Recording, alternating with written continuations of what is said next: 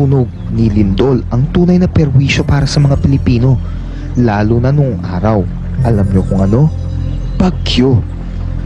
Ang bagyo o typhoon ay galing sa Chinese word na typhoon. Ibig sabihin, great wind o malakas na hangin. Minsan, umaabot ng 3 bagyo ang nagdaraan sa bansa sa isang buwan. Milyon-milyong ari-arian ang nasisira, daan-daang buhay ang nasasawi. Mula Mayo hanggang Setyembre, madalas ang pag-ulan. Umihip ang southwest monsoon o hanging habagat. Mula sa timog ng equator, tumataas ito pahilaga sa Pilipinas. Dala ng habagat ang moisture mula sa dagat na ibinabagsak nito sa Pilipinas bilang ulan.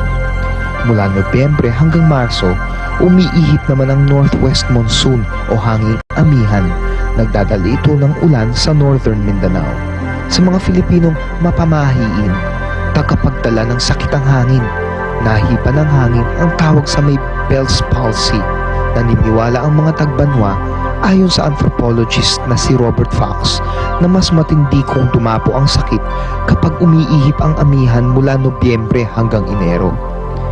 Inireport naman ni F. Landa Hocano, isa ring anthropologist, na sa Bay, Laguna, sinisisi ang hanging amihan at amihang mura bilang sanhi ng ubo, pananakit ng buto at kalamnan. Ang hanging timog daw ang sanhi ng skin rashes. Kinakatakutan naman ang habagat dahil nagdadala ng kolera, tipos at matinding sakit ng ulo. Pero sa mga Sambalenyo, makapangyarihan si Anito Tao dahil siya ang Diyos ng ulan at hangin. Ang tawag naman sa kanya ng mga Manobo ay Ina Iyao. Sa mga Yakan, siya si Usman. Naniniwala ang mga taga-Bukidnon na bawat hangin ay may bantay na espiritu.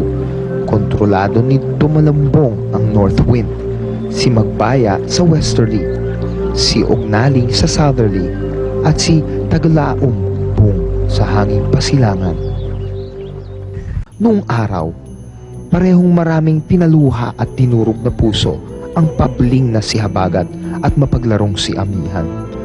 Minsan, nakita ng mahanging binata ang malikot na dalaga na love at first sight si Habagat. Pumorma agad at nagpasiklab. Pinasunod-sunod at pinaasa-asa naman ni Amihan ang barakong bantay ng hangin. Di nagtagal, napuno si Habagat.